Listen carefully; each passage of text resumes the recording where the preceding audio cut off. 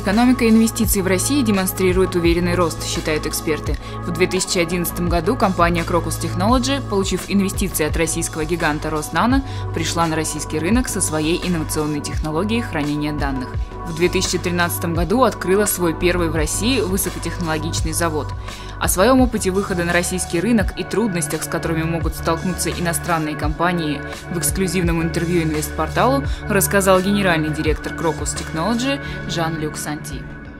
Crocus Technology est une société qui est une start-up française et en 2011 on a croisé le chemin de Roснано. Roснano a investi directement dans notre société, Crocus Technology, et on a investi ensemble, donc Roснано plus Crocus Technology, dans la création d'une joint venture en Russie qui s'appelle Crocus Nano Electronics.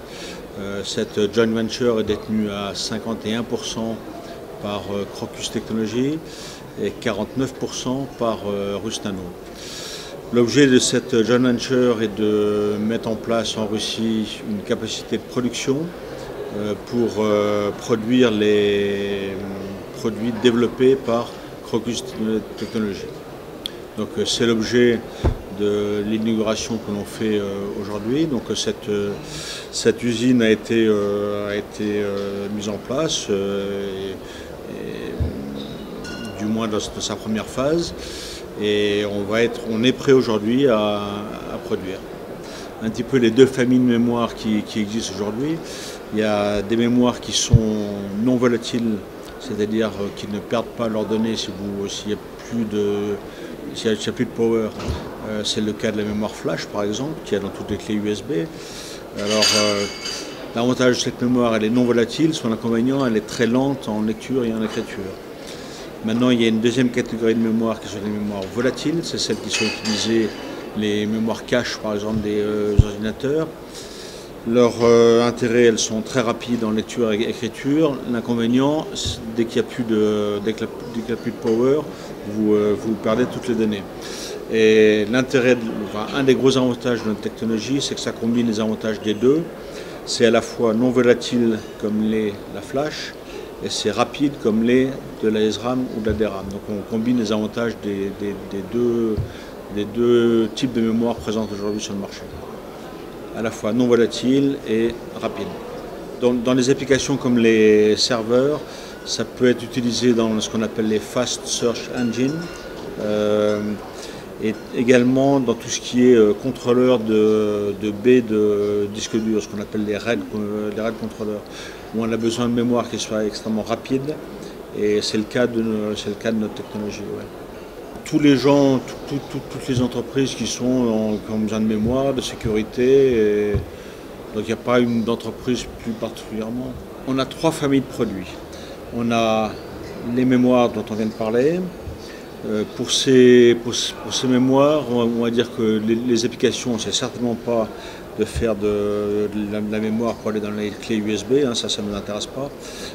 C'est du mainstream fait par Samsung, TSMC, et voilà. Non, donc pour les mémoires, c'est des applications telles que la haute température. Notre technologie permet de travailler à haute température, donc là on parle de tout ce qui est industrial automation, automotive market. Ensuite, on a une deuxième ligne de produits qui sont les capteurs magnétiques. Les capteurs magnétiques, par exemple, dans tous les smartphones, vous avez au minimum un ou deux capteurs magnétiques. Vous avez aussi dans toutes les automobiles, vous avez au minimum 5 capteurs magnétiques. On peut dire qu'avec Roснано, on a trouvé un très très bon partenaire pour effectivement soutenir l'innovation. En Russie, on trouve des ingénieurs très bien formés, donc il y a de bonnes universités, il y a de bons laboratoires. On a des programmes de recherche et développement avec un laboratoire en Russie, donc je dirais que la Russie est un environnement qui est assez favorable pour l'innovation. C'est intéressant et je pense sera de plus en plus intéressant parce que les applications, il y a des projets en Russie de développement de documents électroniques, de passeports électroniques. Le marché pour les cartes à puce que ce soit pour les cartes téléphoniques ou pour les cartes bancaires, est un marché très important en Russie, donc oui, c'est un marché intéressant. La principale difficulté que l'on rencontre en Russie, c'est dans notre industrie, on a besoin c'est une industrie qui a besoin de beaucoup de capitaux pour acheter des équipements. Tous les équipements pour la microélectronique sont extrêmement chers. Généralement, pour acheter ces équipements, on n'utilise pas son cash, mais on passe par des schémas de leasing. Et trouver des instruments de leasing en Russie, c'est très compliqué. Parce que les gens n'ont pas l'habitude. Les banques n'ont pas l'habitude de ce genre de leasing. Donc quelque chose qui est très commun et pas difficile à faire aux US, en Europe, ici c'est pas facile. Voilà. Donc, je dirais que pour nous c'est la difficulté, c'est de trouver des financements pour les équipements, pour acheter des équipements.